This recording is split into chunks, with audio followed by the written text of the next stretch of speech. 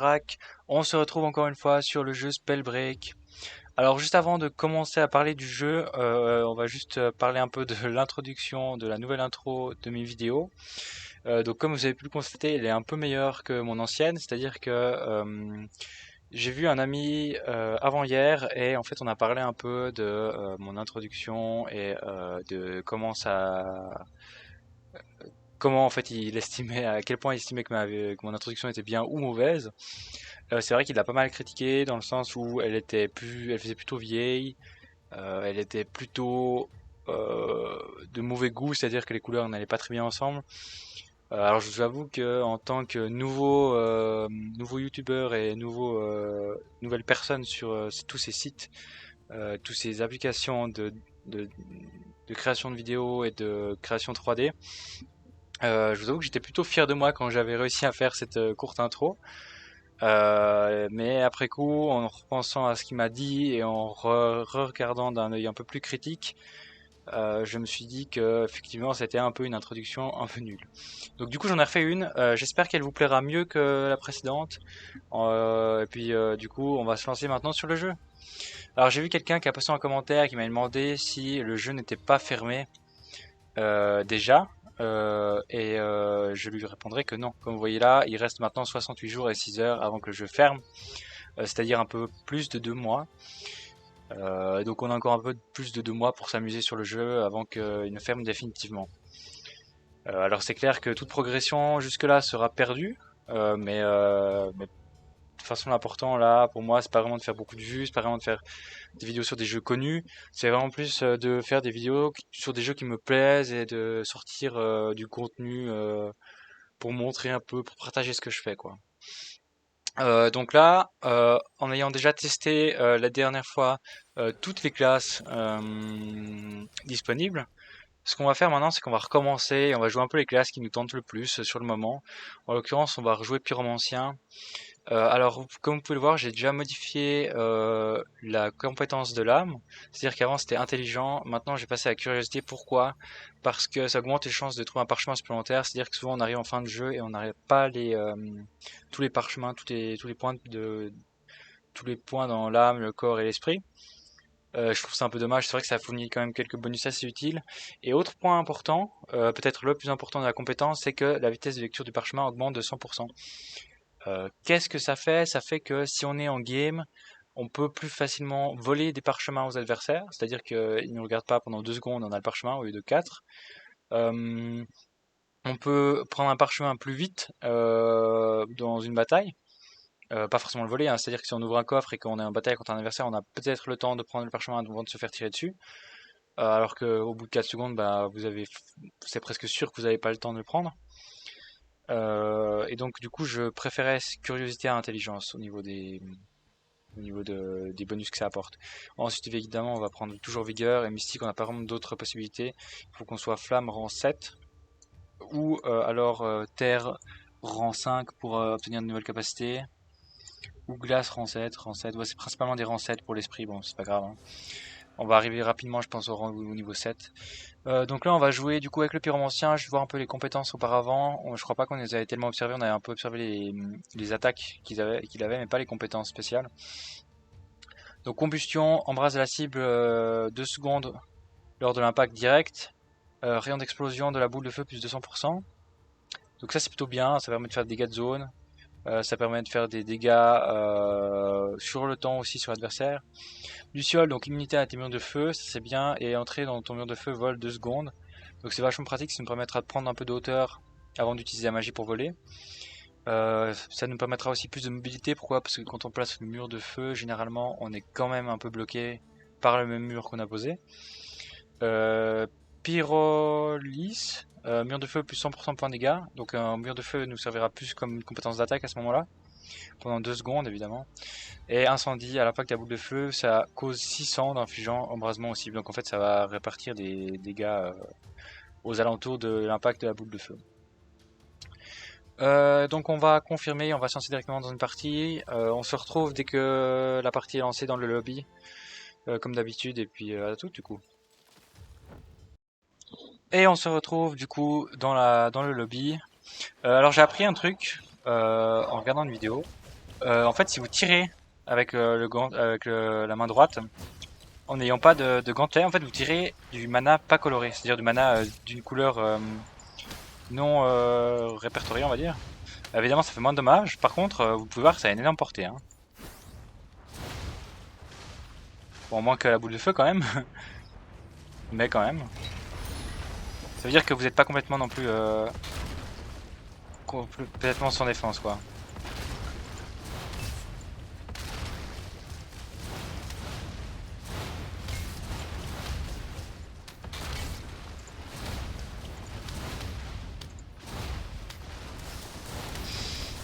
Donc voilà, donc là on va essayer, voyons voir la map, ils ont pas encore chopé les... Ils ont pas encore fait apparaître les coffres de mana. Nous on risque d'essayer de se lancer sur un coffre de mana dès le départ. Ce qui est je pense une bonne stratégie, en tout cas pour si on joue contre des débutants. Après si on joue contre des joueurs un peu plus forts c'est peut-être pas forcément la meilleure idée. On va commencer là et on va se lancer sur un des deux coffres de mana. On va voir si on est plus que deux joueurs là. Si on est que deux, évidemment, j'essaierai de me lancer sur celui où il n'y a pas l'ennemi. Ou sur celui plus au centre, peut-être, comme ça après je peux vite me lancer dans la partie. Bref, on verra ça lorsqu'on... Voilà, on va voir ça maintenant. Ok, on est plus que deux. On est clairement plus que deux.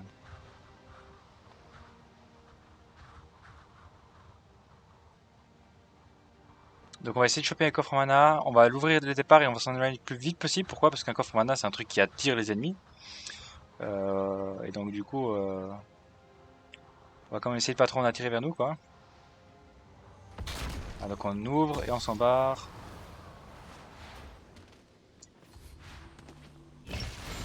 On va prendre tout ça, on va prendre le parchemin de corps. On va prendre la potion, l'armure. Parchemin de talent, talent d'âme, talent d'esprit. Gantelet de pierre. Le talent d'âme. Les bottes qu'on n'a pas encore, c'est les seules qu'on n'a pas. Et on va améliorer en épique notre collier. Donc on est plutôt pas mal. J'ai l'impression que tout le monde est parti sur celui le plus à l'extérieur possible. Et par contre, c'est bien, on est directement dans la zone en fait. On est directement dans la zone. Et j'ai l'impression en fait que personne n'a pris... Personne n'a encore pris ce coffre légendaire. Parce que je ne comprends pas pourquoi. Donc compétence niveau 2, on est immunisé à nos murs de feu. Ce qui est plutôt pas mal.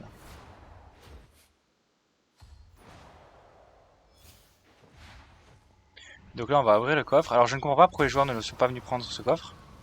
Je sais pas, ils se sont peut-être tous battus entre eux et du coup ils sont tous morts. Je ne sais pas. Prends l'armure, pas rune, pas de l'ombre, je pense que c'est pas mal. Et j'ai entendu quelqu'un, il me semblait, avec un... Avec un... Avec une potion, je suis pas sûr. Voilà, ils sont juste en dessous en train de se battre. Nous on va prendre le parchemin de l'âme. Le gantelet de vent, on n'a pas besoin, on va prendre celui du feu. Et le gantelet d'envol, enfin le truc d'envol épique.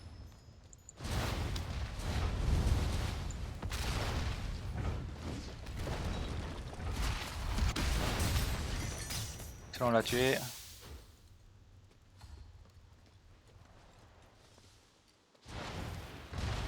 On va s'éloigner un peu.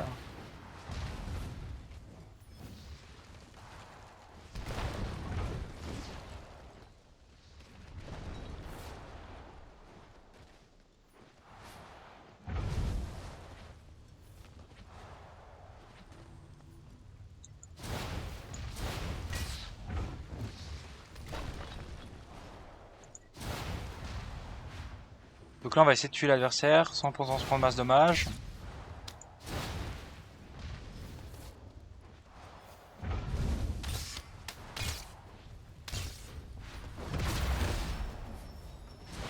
On va pas essayer de mourir dans la faille. Ouais, c'est l'ennemi est là.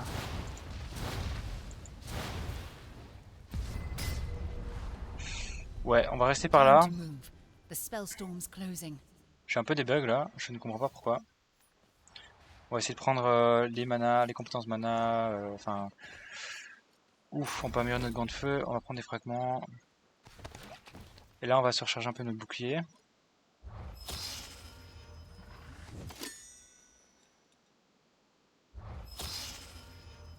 On va essayer de se recharger à fond. Prendre les boucliers, les chardes de bouclier, on va remplacer avec les potions. Voilà, voilà, on est plutôt pas mal. Bot on a déjà mieux, on a légendaire. Bot on peut pas améliorer plus, on peut améliorer quoi? Le collier en épique. Et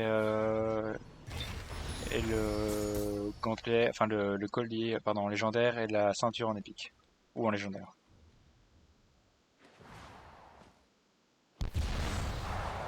Ok, je sais pas qu'on pouvait faire ça. Ça c'est une rune que je n'avais encore jamais vraiment utilisée. Quoi? Parce que généralement j'essaie d'utiliser celle du loup. Ouais. Du coup, on va plutôt aller se concentrer vers le bord de la zone, là où il devrait y avoir tous les combats en fait, je pense. Ou bah non, on va aller au nord. Pourquoi au nord? Il y a deux coffres que j'ai vus. Là, il y a des ennemis. Il y a des ennemis par là.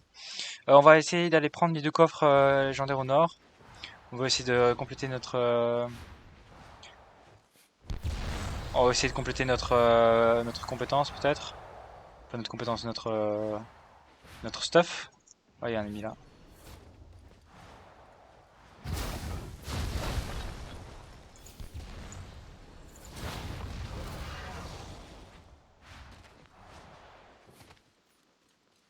J'ai pas vu où il était parti, je l'ai perdu de vue. On va quand même. Ouh, on va là. Il y a un coffre légendaire par là.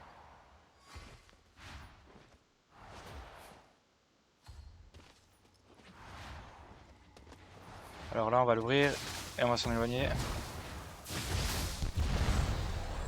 Et donc là, l'ennemi était sur la tour, ouais.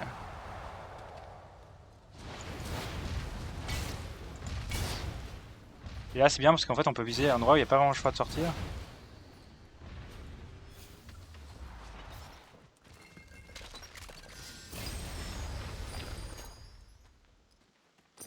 Donc là, on améliore. Ça, on peut pas améliorer plus. Mettre du temps.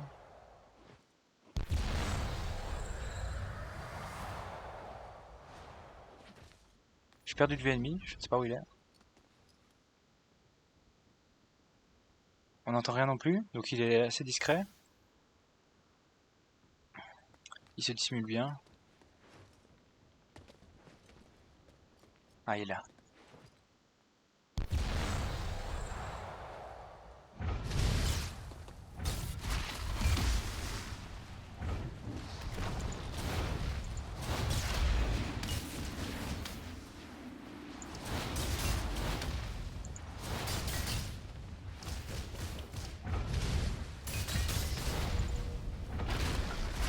Head inwards.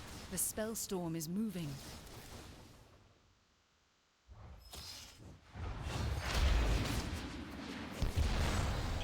On va s'éloigner un peu.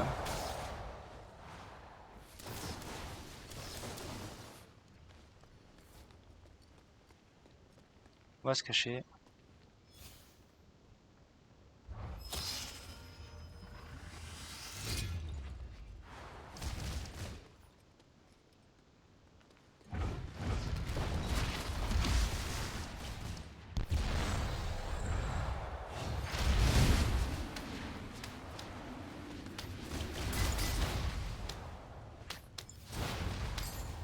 Ah, allez, on a tué. Je ne sais pas comment on a fait, c'était assez chaud.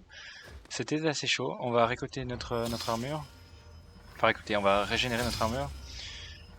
Et on va voir si c'est pas possible de récupérer peut-être des fragments. Voilà. Donc là, on voit des ennemis qui se battent en dessous.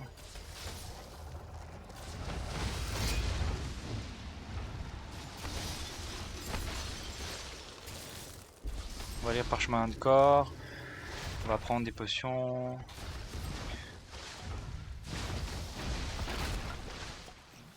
Donc on n'est plus que 12 hein. Si on est mis ces deux joueurs, on n'est plus que pas beaucoup.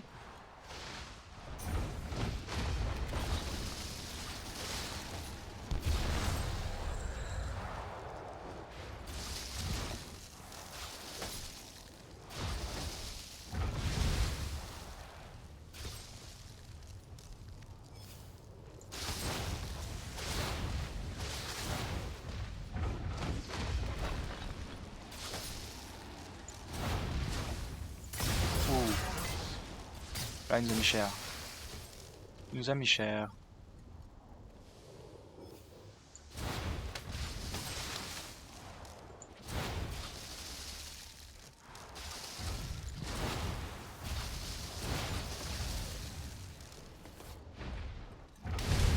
Là, il est mort. Oh, ok, je sais pas. Ok, il est mort. Non, c'est bon. Donc là, on va se régénérer notre armure. Donc là, on est plutôt bien. Plus que 8 personnes dans la partie. Par contre, faut qu'on se dépêche de récolter notre armure. Time to move. The spell storm's closing. Notre équipement. On va murer l'armure. On va récupérer ça. Et là, il faudra gentiment qu'on se déplace. Il faudra qu'on se déplace là. On prend un peu d'avance. Et après, on se régénérera pendant qu'on avancera dans le canyon. Alors, on se régénère pendant qu'on avance dans le canyon. Petite potion.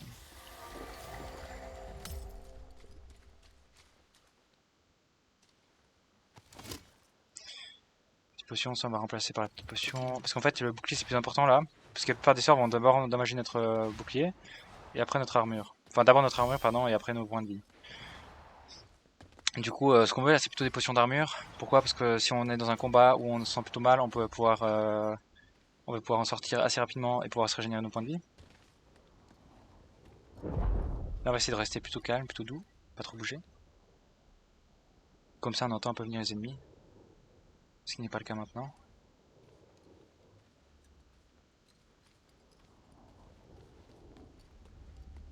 Là, la rune de loup aurait été vraiment géniale.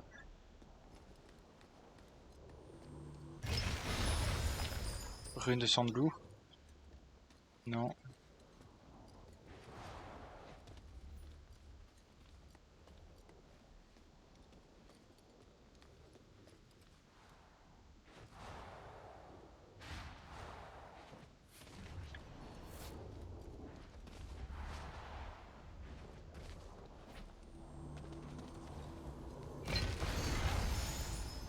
De saut, on s'en fout.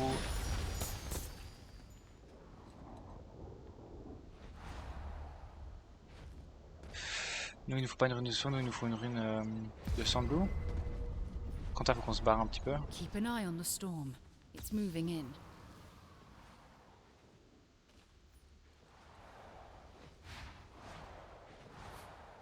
On va essayer d'aller sur la colline. On va prendre un peu d'auteur quoi. Ah, il y a des ennemis par là-bas. Vous voyez, là, on en voit un sur le côté.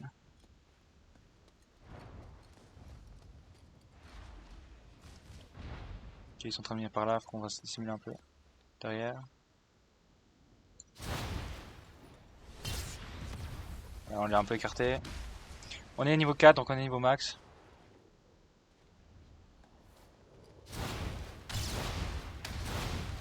Ah, on l'a tué, voilà, exactement, avec les dégâts de feu. Donc plus que 6.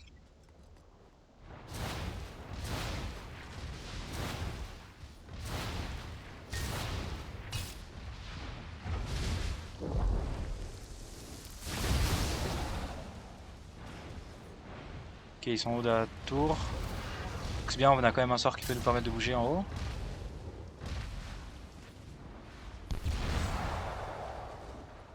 Donc là, on va se régénérer nos points de vie. Enfin, nos points d'armure. Et on va essayer de se placer dans la zone.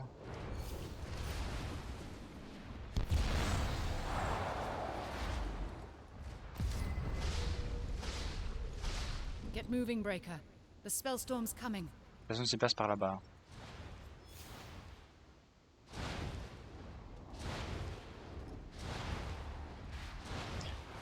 Donc la zone se déplace sur l'île, ce qui est plutôt pas mal pour moi. Hein.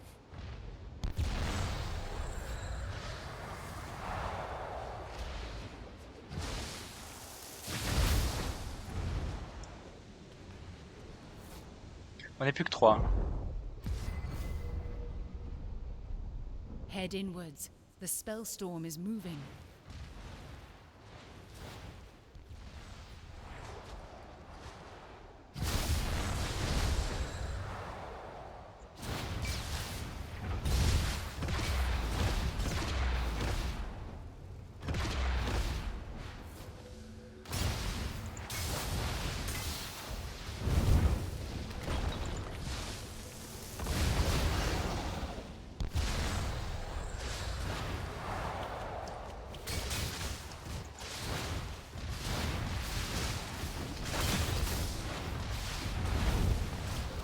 va laisser se battre entre eux, nous on va se régénérer un peu là.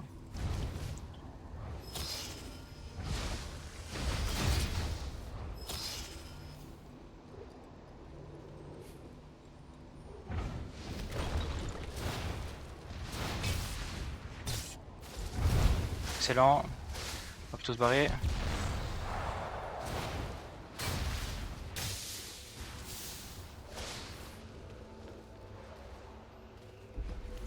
Bénédiction toxique, ok, on va prendre ça.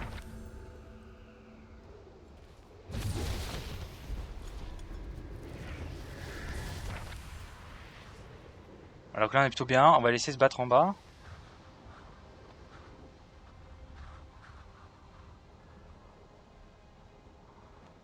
La map.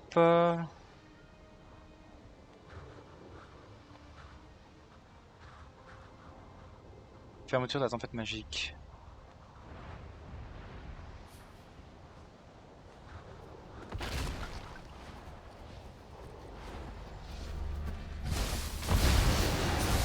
Ah dommage, on est mort. Bah, je voulais utiliser la faille de nouveau pour survivre, mais bon, on n'a pas réussi. Dommage, bon bah on va s'arrêter là du coup pour cette vidéo.